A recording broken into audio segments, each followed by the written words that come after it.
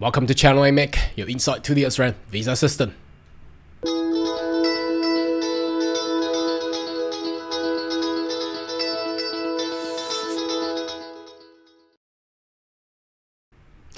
Good day everyone, my name is Carl Young, your online YouTube visa consultant.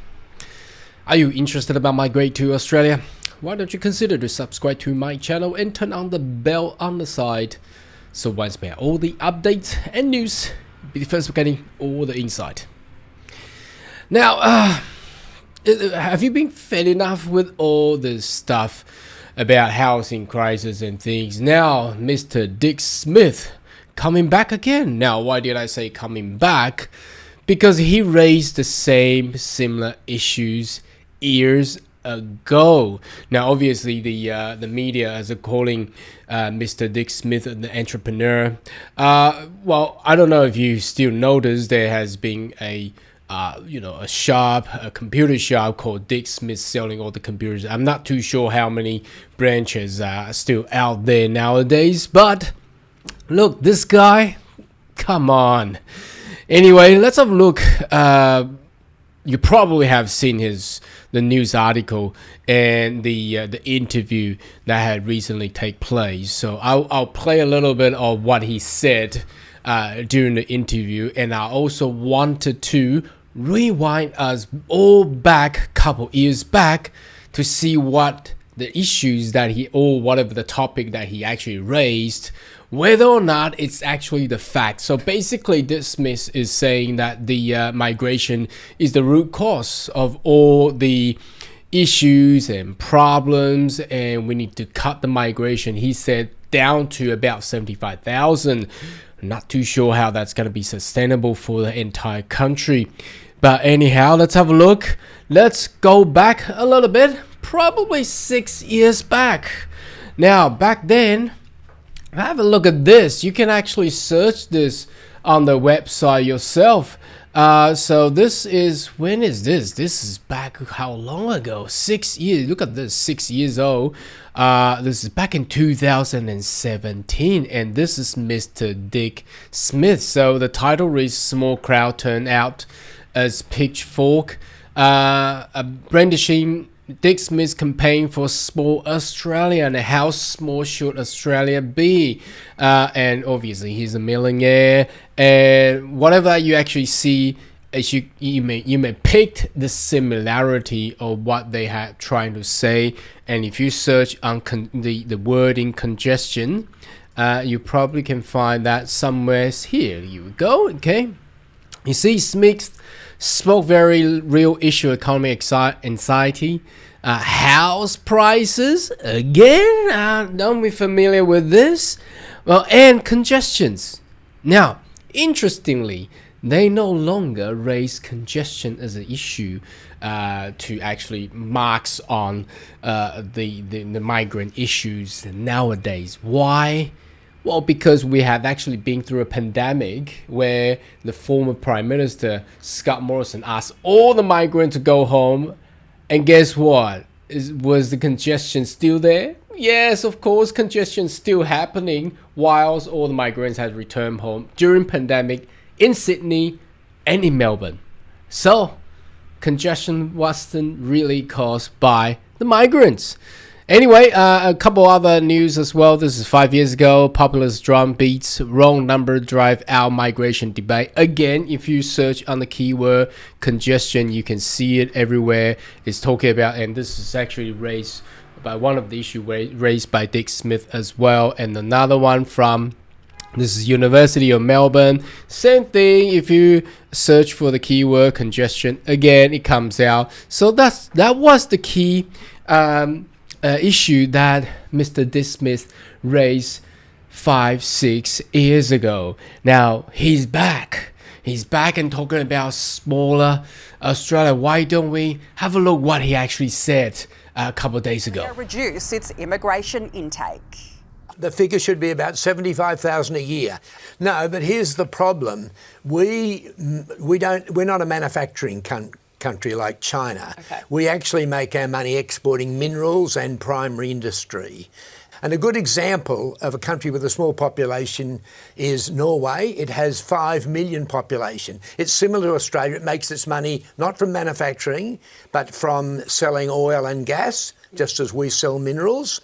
And their GDP per head is a third more than ours. In other words, they're more successful than us with a 5 million population. Well, we could make the effort and train. We have 500,000 people out of work. When I owned Dick Smith Electronics, at one stage we did bring in skilled migrants, but then we decided we'd train them ourselves, and it was a better way to go. It cost a bit more money, but it was a very successful way to go. With 500,000 people out of work, we should be able to train people. Okay, welcome back. So, as you see, first of all, he raised that the Australia doesn't need that much of populations, and he also mentioned the nation of Norway. I would like to take a look at what the size of Norway is. So what I have done is I actually went to Google, pretty easy search on the size of Norway is 385,207 square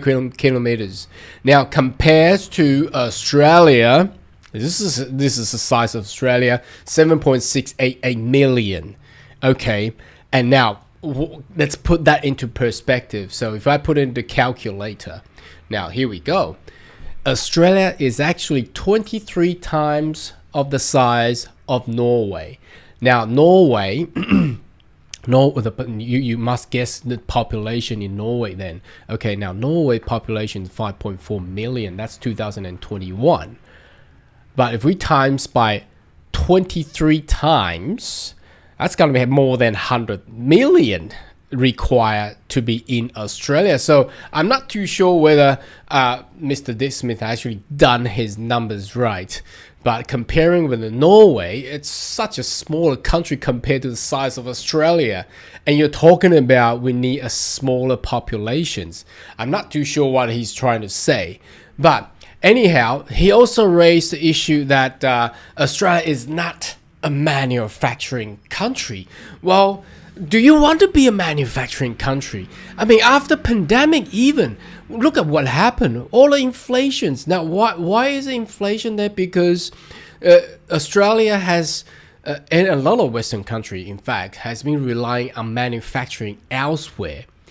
So after pandemic and also the broke of the war in Ukraine and also Middle East and things like that, that caused all the inflation. Why? Because the traditional Western country doesn't manufacture things anymore, and the cost of manufacturing stuff getting higher and higher, increasing in prices, and that's where the inflation is. So, do you still want manufacturing in Australia?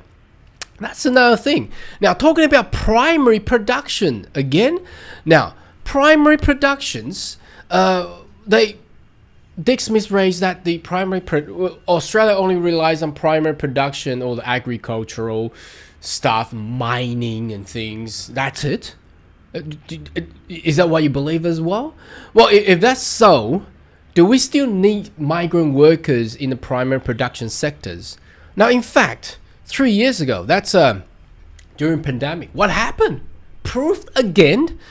Look at what happened. The primary, there's no one working in the farm anymore. Why? Where are all the Australians? Aren't we going to train all these Australians up to actually work on the farms and elsewhere to pump the primary productions? But where were they? They were all gone. So in fact, primary production in Australia relies on migrant workers as well. Now, I'm not too sure about mining, but I'm pretty sure in the advanced sector, in the mining, still need a lot of migrant workers there too. Now, so as look at this one. This is only 1 month ago. That was last month, because when the Department of Home Affairs introduced the migration strategy, they have been criticized where they have fall short on providing migrant workers into the construction industry. Remember, we're having housing crisis now. The problem is they want to build more houses.